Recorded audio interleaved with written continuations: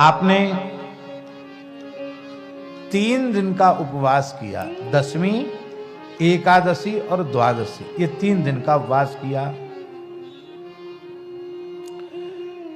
ये त्रिगुणित करके व्रत क्यों किया? तीनों दिन निर्जल रहे, दशमी को भी निर्जल रहे अम्बरीश जी, एकादशी को भी निर्जल रहे और द्वादशी को भी निर्जल रहे। और ये वंजुला महाद्वादशी थी, इसकी चर्चा भी हम करेंगे, वंजुला महाद्वादशी क्या है। तो एकादशी संपूर्ण हो और द्वादशी तिथि आ जाए और द्वादशी में त्रयोदशी भी आ जाए और थोड़ी त्रयोदशी उसमें आ जाए तो उसको वंजुला महाद्वादशी कहते हैं। तो उसका व्रत के पारण का समय दूसरे दिन द्वादशी में ही हो जाना चाहिए, द्वादशी त्रयोदशी एक हो जाए, ऐसा समझिए। अभी हम श्लोक बोलेंगे उसका।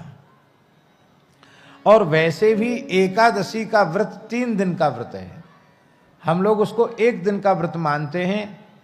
और हम लोगों का व्रत तो खाना पूर्ति है। कैसी खाना पूर्ति?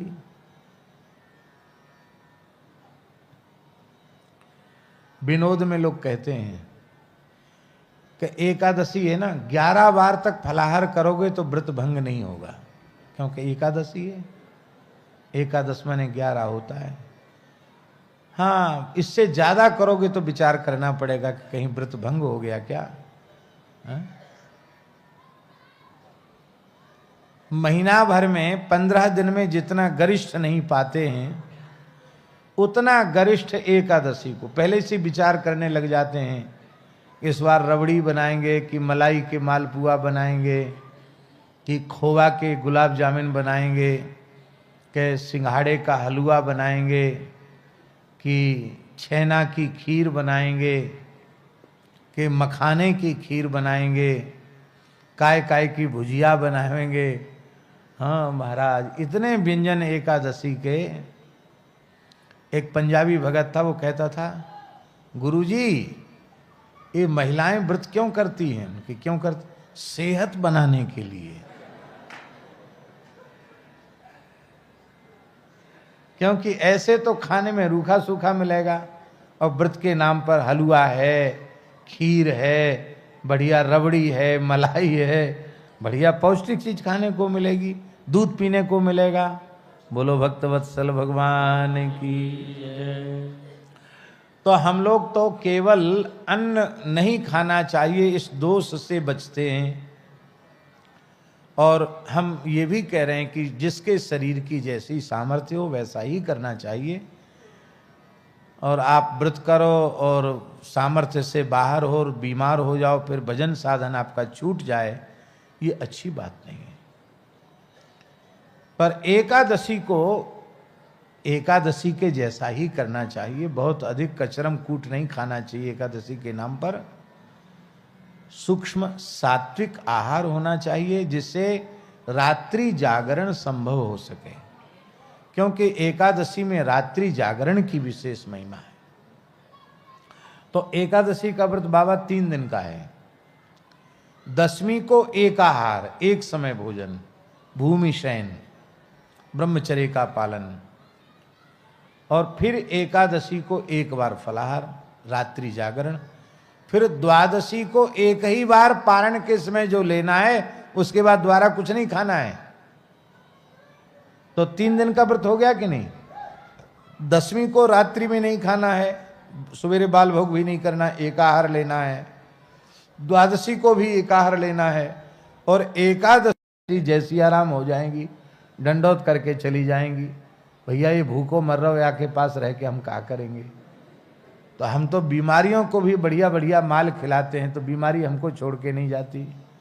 बोलो भक्तवत्सल भगवान की जय। भगवान ने कहा, काम एष क्रोध एष रजोगुण समुद्भवः महासनो महापापमा विध्येन मेह वैरिणम। ये काम और ये क्रोध, ये रजोगुण से उत्पन्न होने वाले हैं। रजोगुण से इनका जन्म होता है, काम और क्रोध का।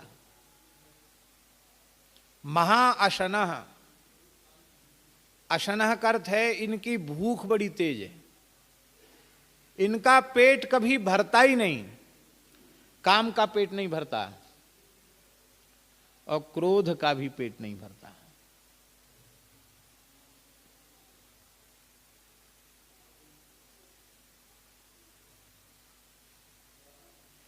मरते मर जाता है व्यक्ति, पर उसके काम क्रोध की पूर्ति नहीं होती है। न काम से पेट भरे न क्रोध से पेट भरे। सारे संसार के भोग प्राप्त होने के बाद भी काम से पूर्ति नहीं होती है, और सारे संसार की हत्या करने के बाद भी क्रोध का कोटा पूरा नहीं होता है।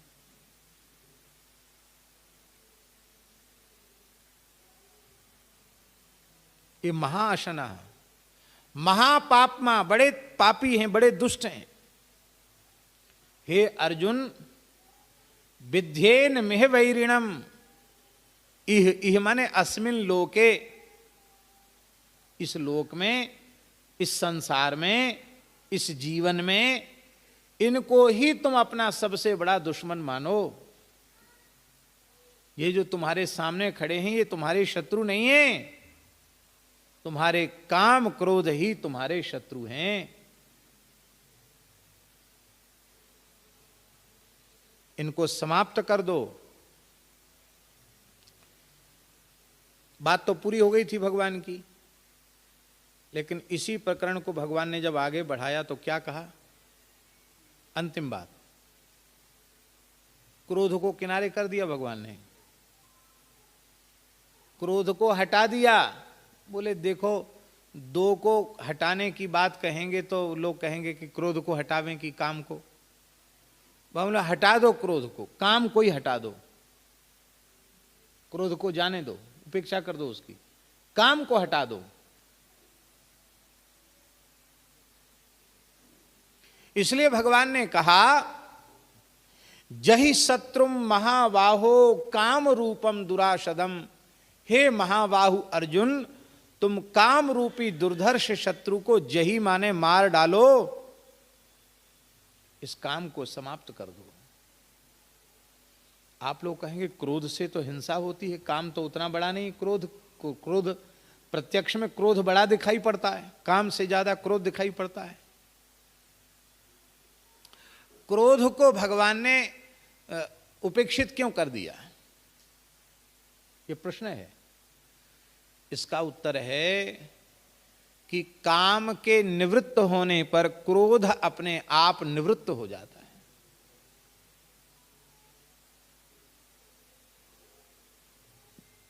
बाप ही नहीं होगा तो बेटा कहां से होगा? बेटे के होने के लिए बाप का होना आवश्यक है। बाप होगा तो बेटा होगा, बाप ही नहीं होगा तो बेटा कहां से होगा?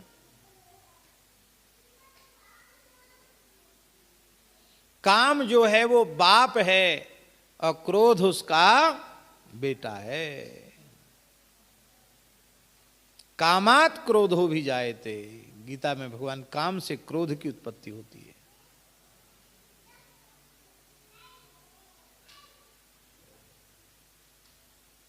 सबसे भारी शत्रु काम है। काम खत्म नहीं होता। काम माने कामना, इच्छा, और जो वैषयिक काम है वो भी खत्म नहीं होता है। हमारे पूज्य सदगुरुदेव श्री पहाड़ी बाबा जी महाराज कहते थे कि विंध्याचल क्षेत्र में एक भगवत साक्षात्कार संपन्न सिद्ध महात्मा निवास करते थे। अंग्रेजी शासन था, बहुत से लोग उनके पास जा करके साधन की जिज्ञासा करते थे और साधन प्राप्त करके कृतार्थ होते थे। बहुत अच्छे महात्मा थे। तो महाराज जी कहते थे कि उनके पास एक पुरुष साधक गया। थोड़ी देर शाम को मिलते थे वो, बाकी तो अपने पर्ण कुटी में रहते थे। तो उसने कहा, महाराज जी साधन तो कर रहे हैं हम, पर काम विकार हमको बहुत परेशान कर रहा है। हम बार बार फिसल जा रहे हैं। तो कभी कभी मैं बहुत हताश और निराश हो जाता हूं। ये पिंड क्यों नहीं छोड़ता है? तो महात्मा बहुत कम बोलते थे। इशारे में उन्होंने कहा कि तुम अपना काम करते रहो, राम राम करो। राम जी की इच्छा से जाएगा। क्या कहा? तुम राम राम कर सकते उतना करो, बाकी काम राम जी पर छोड़ दो। क्यों? बोले ये विकार इतने प्रबल हैं। भिक्षा न आता था उनके यहां, आटा आता था, चुटकी आटा, और वो धूना में टिक्कड़ बना के एक बार पा लेते थे अपने शालिग्राम जी को भोग लगा के।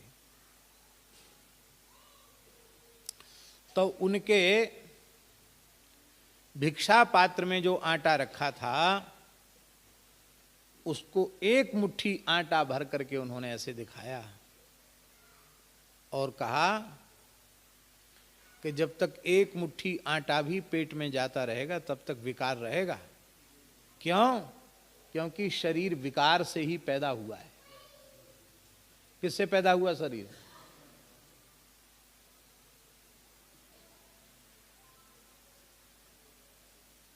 हम नहीं बोल रहे हैं। तत्सृष्ट सृष्ट सृष्टेषु कोन्व खंडित धीः पुमान। कहां का श्लोक है? श्रीमद् भागवत का श्लोक है, 11वें स्कंद का। तत्सृष्ट सृष्ट सृष्टेषु कोन्व खंडित धीः पुमान। जिन ब्रह्मा जी ने सृष्टि की है वे ब्रह्मा जी ही देखकर सरस्वती को मोहित हो गए। तत्सृष्ट उन ब्रह्मा जी के द्वारा रचे हुए और उनके द्वारा पैदा किए हुए और उनके द्वारा पैदा किए हुए उसी परंपरा में हम पैदा हुए हैं। कौन अखंडित धीः पुमान, अखंड बुद्धि वाला परब्रह्म परमात्मा के अतिरिक्त और कौन है? शाम नारायण अमृते, नारायण को छोड़कर अखंडित धी वाला कौन है? या उनका चिंतन करते करते, भजन करते करते जो तदाकार हो गए हैं श्री नामाचार्य हरिदास ठाकुर के जैसे, नाम जपते जपते जपते जपते, आहा क्या कहना है। दुष्टों ने सुंदरी रूपवती वेश्या को भेजा और वह भी हरिदासी बनकर कृतार्थ हो गई। जो पतिता थी वो कृष्ण की समर्पिता भक्ता हो गई, उसका जीवन जन्म सफल हो गया। पर श्री हरिदास जी के मन में विकार आया। हा नाम ब्रह्म का आश्रय लें, उनके मन में विकार कहां से आवे? हम भजन तो करते ही नहीं, काम वही करते जिससे विकार बढ़ें। ऐसा देखते हैं कि विकार बढ़े, ऐसा सुनते हैं कि विकार बढ़े, ऐसा पढ़ते हैं कि विकार बने, ऐसा बोलते हैं कि विकार बने, ऐसा खाते हैं कि विकार पैदा हो, ऐसा पीते हैं कि विकार पैदा हो। विकार से बचने का हमने कौन सा प्रयास किया है? हम आपको नहीं बोल रहे हैं, अपने आप को बोल रहे हैं।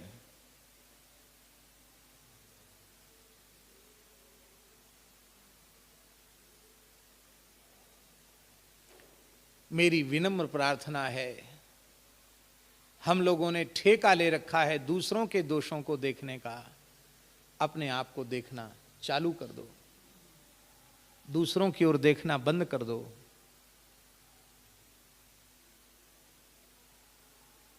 संसार में कोई निर्दोष दिखाई नहीं पड़ेगा, और जब कोई निर्दोष नहीं दिखाई पड़ेगा तो जो तुम्हारे आध्यात्मिक जीवन की पूंजी है, जिसके बिना तुम एक पग नहीं चल सकते, उस आध्यात्मिक पूंजी का नाम है श्रद्धा। दोष दिखते रहेंगे तब तक तुम्हारी श्रद्धा कहीं नहीं टिक पाएगी। और जब श्रद्धा ही नहीं टिक पाएगी तो तुम आगे बढ़ोगे नहीं। गुरु में दोष दिखेंगे, संत में दोष दिखेंगे, भगवान में भी दोष दिखने लग जाएंगे, भगवान में भी दोष दिखने लग जाएंगे। भगवान के अवतार काल में भी भगवान में दोष देखने वाले थे।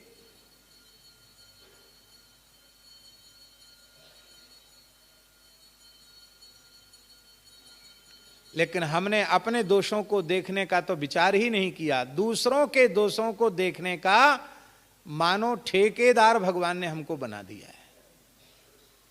यही हमारे विनाश का कारण है, यही हमारे पतन का कारण है। यही दोष हमारे जीवन में ज्ञान भक्ति वैराग्य का उदय नहीं होने दे रहा है। नारायण तू बैठ के अपनो भवन बुहार, और अपना भवन बुहारने का एक ही साधन है, सत्संग। यही भीतर का कचरा हटाएगा। कथा सुनो, कथा सुनो, कथा सुनो, कथा सुनो।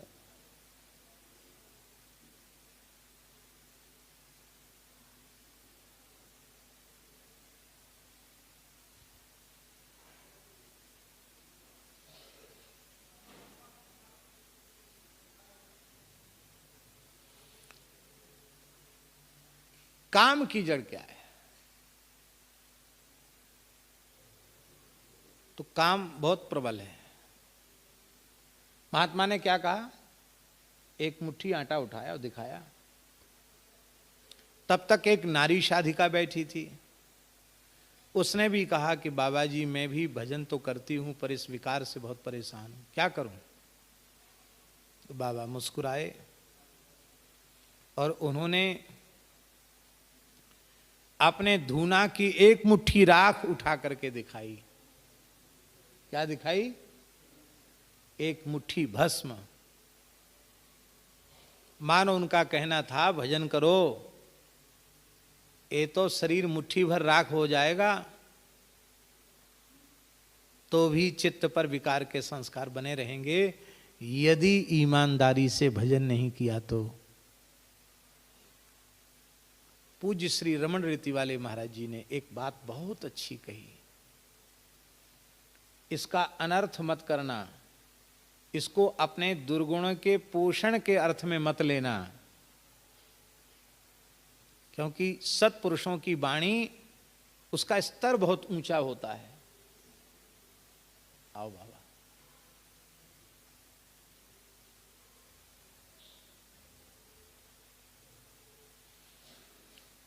एक कम्बल दे दो बाबा को बैठने के।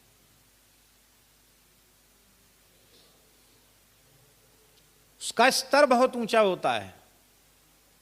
और हम क्या करते हैं? हमारी गलती क्या है? हमारी गलती यही है कि हम उनके वाक्यों का आकलन अपने स्तर से करते हैं। ये हमारी गलती है। हम उनके धरातल को समझें अब फिर उसका विचार करें तो हमें लाभ होगा। इसलिए हम सावधान कर रहे हैं पहले से। वो कह रहे, उनका कहना यह था कि आप जिस दोष को, जिस विकार को जितना अधिक महत्व देते चले जाओगे वह उतना तुम्हारे सिर चढ़ता चला जाएगा।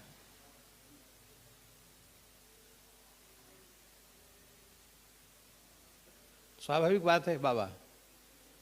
नीच आदमी को जितना महत्व दोगे, तुमने तो दया दिखाई, वो नीच दया का पात्र नहीं था, तुमने तो दया दिखाई, उसको महत्व दिया। और महत्व देते देते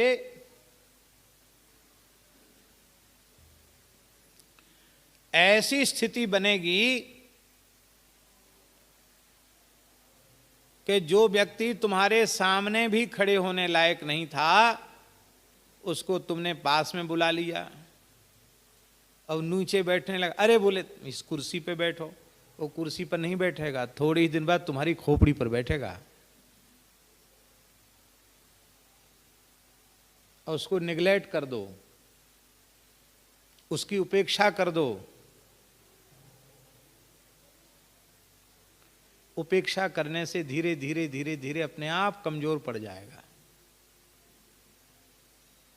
हम क्या करते हैं, भगवान के भजन को महत्व ना देकर विकारों को महत्व देते हैं। भगवान की चर्चा न करके, संतों के पावन चरित्र की चर्चा न करके दिन रात विकारों की चर्चा करते हैं, विकारों की निंदा करना, उनकी प्रबलता का वर्णन करना, ये विकारों को महत्व देना है। उनकी ताकत बढ़ती है और वे परेशान करते हैं, और उनकी उपेक्षा कर दी तो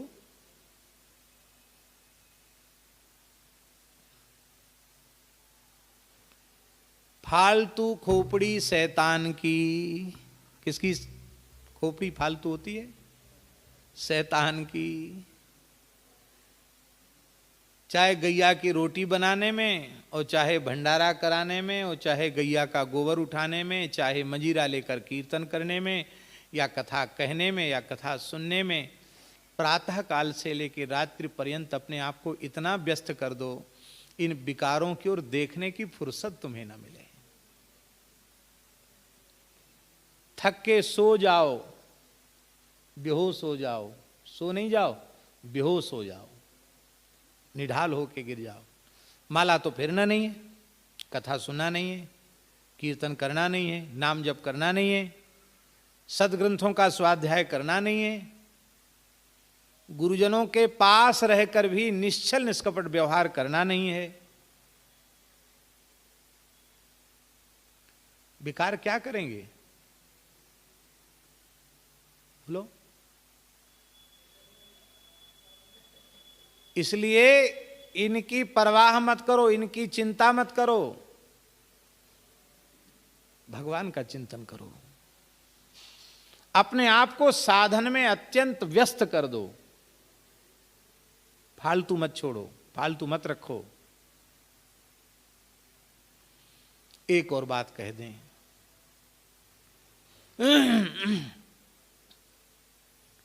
10-20 साधुओं के बीच में रहो,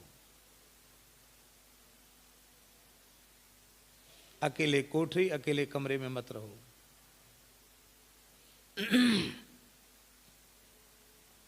आप लोग कहेंगे भजन के लिए तो एकांत चाहिए, चाहिए कि नहीं चाहिए? बोलो, चाहिए। पुराने साधु कैसे भजन करते थे?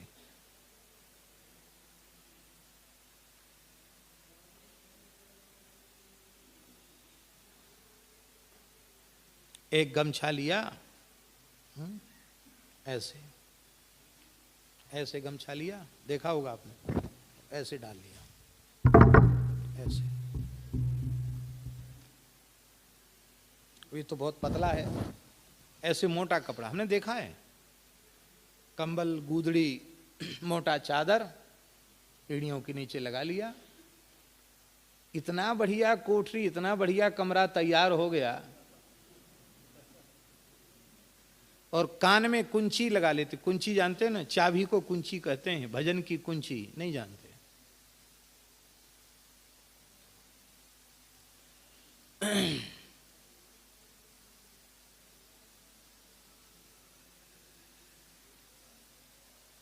अब हम लोग सब भूल गए, कुंची भी भूल गए।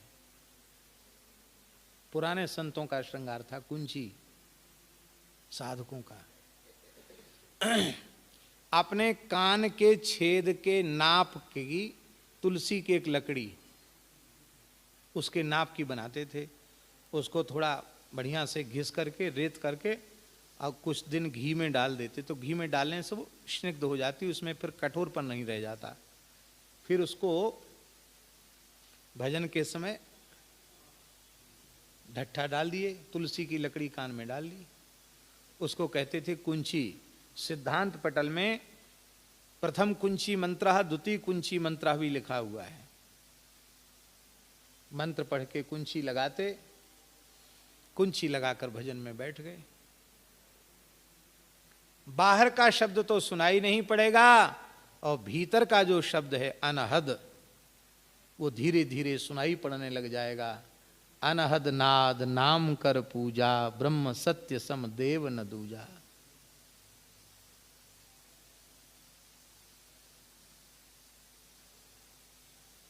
सब बाजों की हद है, पर इस परमात्मा के बाजे की हद नहीं है, इसलिए इसको कहते अनहद। दूसरा, सब बाजे आहत हैं, आहत माने उनको बजाया जाएगा, ठोका जाएगा तो बजेंगे, ये बिना बजाए बज रहा है, इसलिए अनाहत। संस्कृत में कहते हैं अनाहत और लोक भाषा में कहते अनहद। सुना है कभी अनहद? पूज्य श्री पहाड़ी बाबा महाराज अहरनिश ब्रह्मनाद का श्रवण करते रहते थे।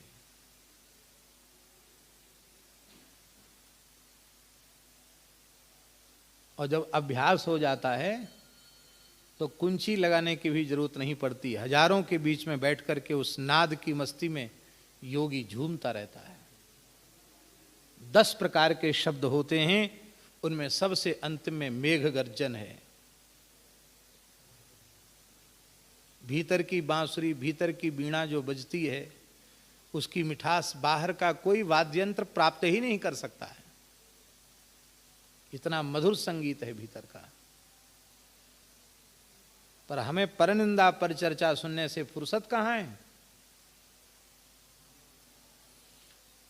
तो कान में ढट्ठा लगा लो, तुलसी की कुंची लगा लो और पैरों के मस्तक के सामने से कपड़ा डाल लो, हो गई कोठरी तैयार भजन की।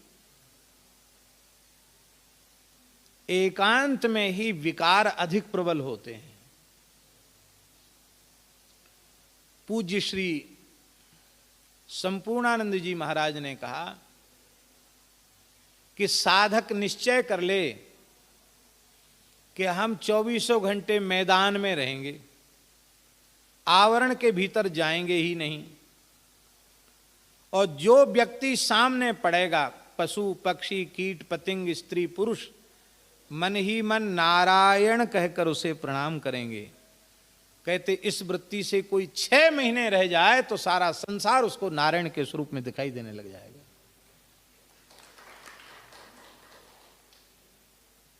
करने के नाम पर हम कुछ भी नहीं करते हैं।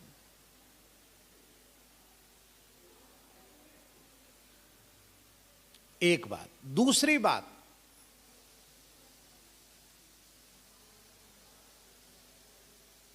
मलमूत्र का वेग हुआ। मलमूत्र गंदगी है कि नहीं? बोलो। मलमूत्र गंदगी है, उसका वेग हुआ और आप उस वेग की निवृत्ति के लिए शौचालय में गए और वेग निवृत्त हो गया, तो क्या आप शौचालय में ही बैठे रह जाते हैं? क्या करते हैं? बोलिए। वेग खत्म हो गया तो शौचालय से बाहर आते हैं, हाथ पांव धो करके शुद्ध करके मिट्टी जल आदि से और फिर स्नान कर लेते हैं। स्नान करके तिलक स्वरूप करके हाथ में माला झोली लेके बैठ जाते हैं। कि शौचालय में ही बैठे रहते, हाय हाय हम तो गंदे हो गए, हम तो गंदगी में पड़े हैं। ऐसे ही कथनचित दुर्भाग्यवशात थोड़ी देर के लिए हम गंदगी में भी बैठ गए, तो फिर सदा उस गंदगी में मत बैठे रहो। उस गंदे स्थान को छोड़कर स्नान कर लो, पवित्र हो जाओ, हाथ में माला लेकर के बैठ जाओ। हम उस गंदगी से निकलना ही नहीं चाहते, उसी गंदगी में बैठे रहना चाहते हैं, स्नान नहीं करना चाहते। वो स्नान क्या है? सर्वात्मस्नपनम परम विजयते श्री कृष्ण संकीर्तनम। वो स्नान है भगवान के नाम का जप, भगवान के नाम का संकीर्तन, भगवान के चरित्र का श्रवण, यही है स्नान। स्नान करके पवित्र हो जाओ, उसी गंदगी में बैठे रह जाओगे।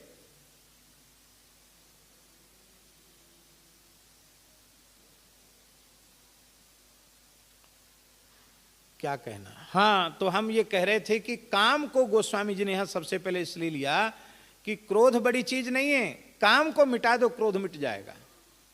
अब काम की जड़ क्या है?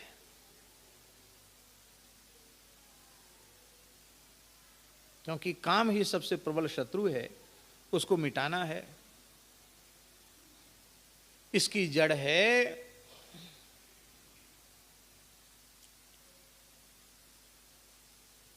शरीर संसार का चिंतन। इसकी जड़ क्या है?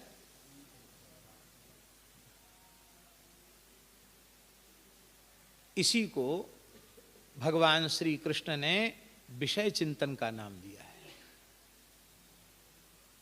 विषयान ध्यायतो पुंसः संगस्तेषूपजायते संगात संजायते कामः कामात् क्रोधो भी जायते क्रोधात् भवति सम्मोहः सम्मोहात् स्मृति विभ्रमः स्मृति भ्रंशात् बुद्धिनाशो बुद्धिनाशात् प्रणश्यति।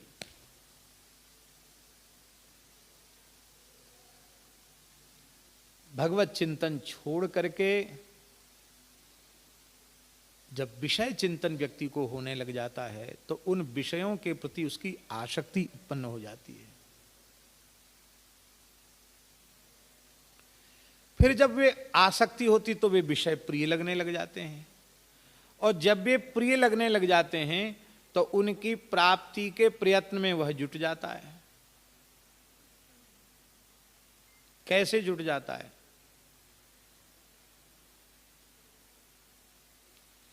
एक महानुभाव थे, हमारे जैसे एक बढ़िया उपदेशक थे। पंडिताई पाले पड़ी यही पूर्वलो पाप, औरन को उपदेशता कोरा रह गया आप। ऐसे ही थे। अपने विकारों के ऊपर उन्होंने बिल्कुल भी नियंत्रण नहीं रखा था। एक बार भागवत जी की कथा कह रहे थे, नरकों का वर्णन आया तो एक मनचली स्त्री थी, उससे उनका प्रेम था, वो भी उसमें बैठी थी। वो तो बेचारी भोली भाली पहली बार नरक सुना था तो वो बहुत डर गई। अरे राम राम राम राम, बताओ व्यास जी इतनी बढ़िया बात कह रहे हैं, बड़ा भारी पाप हो गया। मैं तो जानती ही नहीं थी, ये तो जानते हैं, फिर पाप हुआ।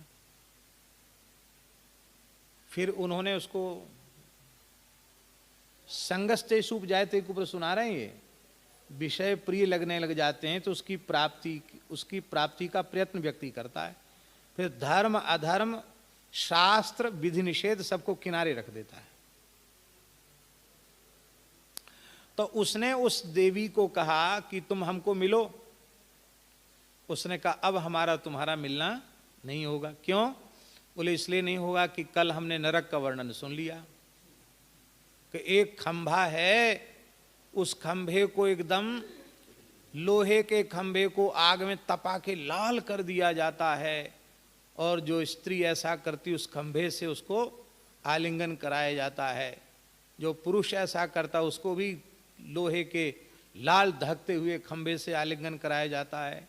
इतना सुनते ही वे बड़ी जोर से हंसे, अरे तुम बड़ी भोली हो, वो खंभा तो हम एक धक्के में रात में ही उखाड़ के चले आए हैं, अब हमारे तुम्हारे मिलने में कोई बाधा नहीं है। हंसाने के लिए नहीं कह रहे हैं, इस तरह की घटिया बातें हम कहते भी नहीं हैं, लेकिन हम ये कह रहे हैं कि कई बार धर्मोपदेशक लोग भी अपने आचरण की पवित्रता नहीं रख पाते। भैया ऐसे धर्मोपदेश का क्या लाभ है? जिस ज्ञान का लाभ तुम्हें स्वयं को नहीं मिला, उसका लाभ दूसरे को क्या मिलेगा?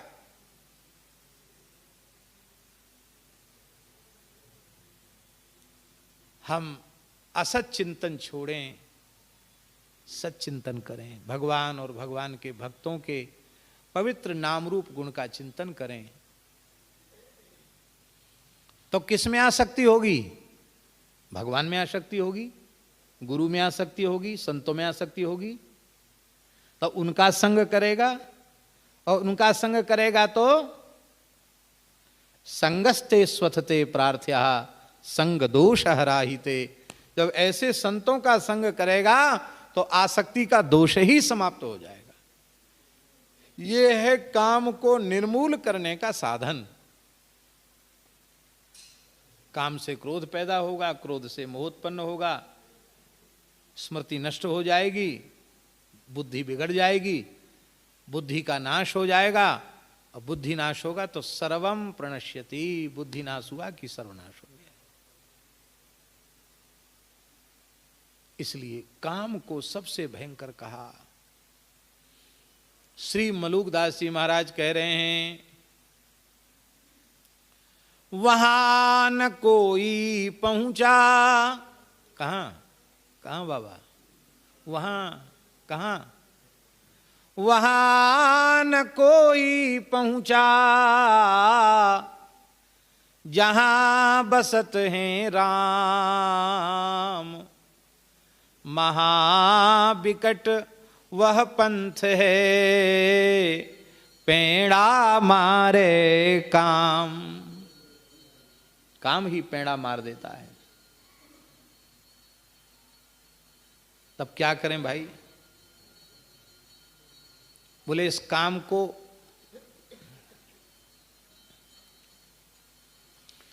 समाप्त तुम कर नहीं सकते, नहीं समाप्त कर सकते। क्यों? क्योंकि हम पीछे पैदा हुए, वो हमसे पहले पैदा हो गया है। कहां पैदा हुआ बोलो? सो कामयत प्रजा सृजेयेति। सबसे पहले काम को भगवान ने स्वीकार किया। वो कामना न करते तो ये संसार न होता। प्रजा सृजेयेति, मैं सृष्टि करूं, क्योंकि स एकाकी नर्मते, एको हम बहुश्याम। कैसे मिटाओगे? हिम्मत है तुम्हारी? चतुर्व्यूह में भगवान का स्वरूप है काम। वासुदेव श्री कृष्ण, ये वासुदेव तत्व है। संकर्षण तत्व श्री बलराम। काम तत्व श्री प्रद्युम्न।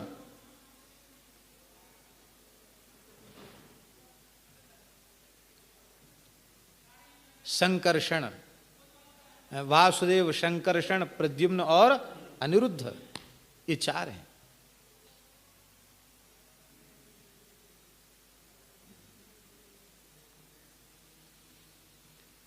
काम भगवान का अंश है, भगवान का स्वरूप है।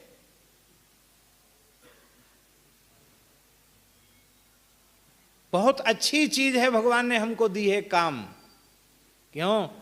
ये काम राम जी से मिलने का उपकरण है, साधन है।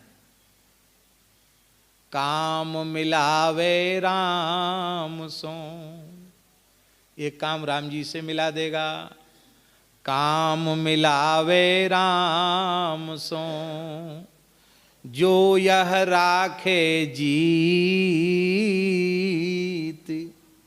क्या? काम मिलावे राम सो, जो यह राखे जीत। दास मलूका यों कहे, जो तेरे मन आवे परतीत। तेरे मन में विश्वास हो तो करके देख ले, काम तुझे राम जी से मिला देगा। ये काम को जीतना क्या है? भगवत प्राप्ति की कामना के अतिरिक्त समस्त कामनाओं का त्याग। इसी जन्म में, इसी शरीर से, इन्हीं नेत्रों से भगवान का साक्षात्कार प्राप्त करना है। भगवान हमको हृदय से लगावें, अपना वरदहस्त हमारे मस्तक पर पधरावें, अपनी मीठी मृतक जियावनी वाणी से हमको बोलें, और रोते हुए हमारी आंखों के आंसू अपने पीतांबर से पूछें और कहें, तुलसी तू मेरो है। अब क्यों रोता है? अब रो मत, तुम मेरे हो। बस ये संकल्प करना है अपने मन में, दूसरा कोई संकल्प नहीं करना है। पर हम लोग दूसरे दूसरे संकल्पों में अटकते रह जाते हैं। इसलिए हम श्री ठाकुर जी के हैं, भगवान के हैं। ये तन मन प्राण भगवान का है। भगवान इससे जो कराना चाहेंगे भगवान अपने संकल्प से करा लेंगे। हमने जो चाहा वो अब तक तो हुआ नहीं, और जो भगवान ने चाहा वही हो रहा है। तो भगवान चाहे वो होता रहे, उसमें हम घुसड़े नहीं स्वयं।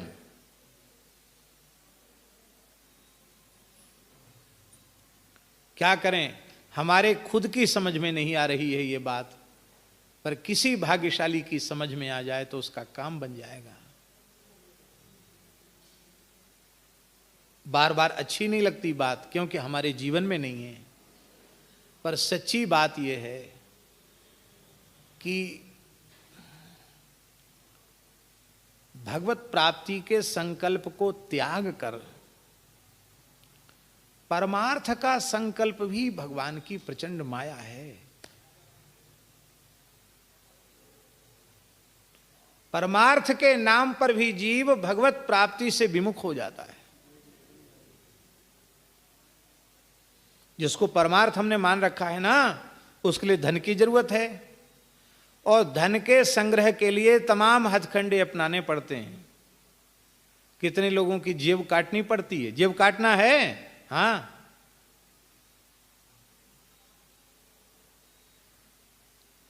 बेचारे जो जेब काटने वाले हैं ना, वो तो बहुत हल्के हैं हमसे, हम बड़े जेब कतर हैं। ईमानदारी की बात है। ऐसी बात सुनाई कि आपने सब रुपया निकाल के हमारे सामने धर दिया। जेब तो नहीं काटने वाले, साइन बोर्ड तो जेब कतर का नहीं है, पर हम जेब कतर हैं।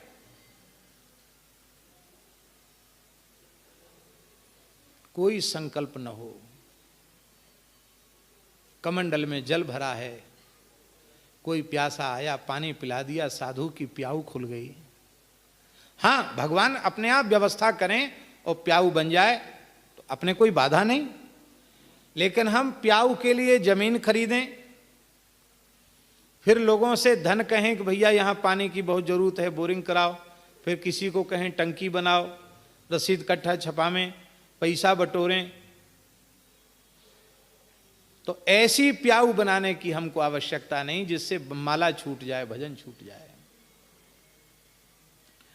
अन्नदाह प्राणदाह प्रोक्तः, अन्नदान करने वाला प्राणदान करने वाला है, पर हम भजन छोड़कर केवल भोज भंडारे में लगे रहें, अन्न के संग्रह में लगे रहें, ऐसे परमार्थ की आवश्यकता नहीं जिससे हमारा भगवत प्राप्ति का मार्ग छूट जाए। महाराज जी, कितना कितना लोग छल कपट करते हैं। भगवान बचावे, ये कथा ये तो यूट्यूब पे बहुत लोग सुन रहे हैं। हम लोगों की पुल पट्टी खुल जाएगी, घाटा हो जाएगा, कुंभ वैसे ही चल रहा है। हेलो हेलो, क्या हुआ? जय सुन लीजिए। राम सेवक भगत की जय, राम सेवक भगत की जय। माइक में उसने सुन लिया। और भगत जो है वो राम सेवक नहीं है, वो तो कृष्ण सेवक है जिसका भंडारा है। श्याम सुंदर भगत की जय, वहां श्याम सुंदर भगत की जय बोलिए। हम मने नहीं कर रहे हैं, लेकिन धन की प्राप्ति के लिए न जाने क्या क्या नहीं करना पड़ता है। हम तो कई बार दुखी होकर भगवान से कहते, भगवान जल्दी हमें इस प्रपंच से मुक्त कर दो, कहीं ऐसी जगह भेज दो जहाँ न हमें कोई जानता हो न हम किसी को जानते हो, बे केवल हम आपको जाने और आप हमको जाने, बस। इतनी विकलता होती कई बार। मन की बात कह रहे हैं। जैसे कोई कान पकड़ के जबरदस्ती न चाहते हुए करावे, ऐसे हो रहा है सब काम। अपनी इच्छा से कुछ नहीं हो रहा है, सब भगवान की इच्छा से हो रहा है।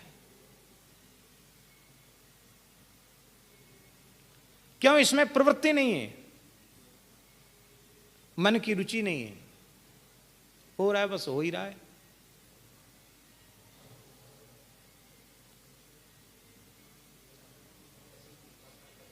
ठग लिया था।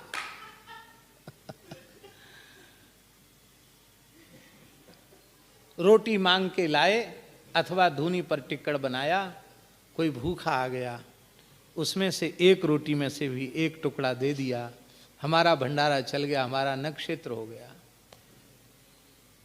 मेरी प्रार्थना है, इतना भजन करो कि एक बार भगवान मिल जाएं, फिर भगवान किसी काम में लग जाओ, फिर बंधन नहीं होगा। जितने महात्माओं ने साधन किया है ऐसे ही किया है। श्री प्रेम भिक्षु जी महाराज को हनुमान जी ने प्रकट होकर, विनय पत्रिका के 108 दिन में 108 पाठ किए थे उन्होंने, हनुमान जी ने प्रकट होकर उनसे कहा अब तुम्हारे सारे कर्म बंधन कट चुके हैं। श्री वृंदावन बिहारी लाल की, तुम्हारे सारे कर्म बंधन कट चुके हैं। कुंभ चल रहा है ना, सब बड़े बड़े विभूतियां, बड़े बड़े महापुरुष सब पधारे। तो महाराज जी क्या कह रहे थे हम, याद दिला हैं? हाँ, बाबा हनुमान जी ने प्रकट होकर के आज्ञा उनको दी कि अब तुम्हारा साधन पूर्ण हो चुका है, अब तुम जीवों को कृतार्थ करने के लिए हरि नाम का प्रचार करो। तो बाबा अंतिम श्वास तक जैसे पहले थे वैसे के वैसे रहे आए, कहीं कोई कर्म बंधन उनको आया नहीं। हम लोग अपने कल्याण का साधन सोचते ही नहीं, दूसरे के कल्याण का ठेका लिए घूमते हैं, यही हमारी कमी है। परमार्थ में भी प्रवृत्ति भगवान की आज्ञा से हो जाए या गुरु महाराज की आज्ञा से हो जाए, गुरु जी की आज्ञा से हो जाए, आप करो, कोई बंधन नहीं है। बस ये मानो कि हम अपनी इच्छा से नहीं कर रहे हैं, ये गुरुदेव की आज्ञा से कर रहे हैं, कोई बंधन नहीं होगा, पक्की बात है। क्योंकि आचार्यम माम विजानीयात नावमन्येत करिचित न मर्त्य बुद्ध्यस्सु ये तो सर्वदेवमयो गुरु, गुरु सर्वदेवमय, उनकी आज्ञा भगवान की आज्ञा है।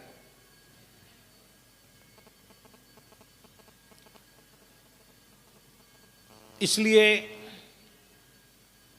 जो यह राखे जीत, केवल भगवत प्राप्ति की इच्छा रखना, इसके अतिरिक्त अशेष इच्छाओं का त्याग, यही है काम को जीतना।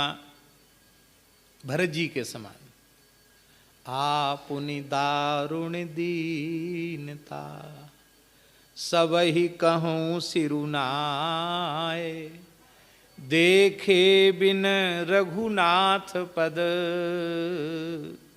जिय की जरनी न जाए। देखे बिनु रघुनाथ पद, जिय की जरनी न जाए।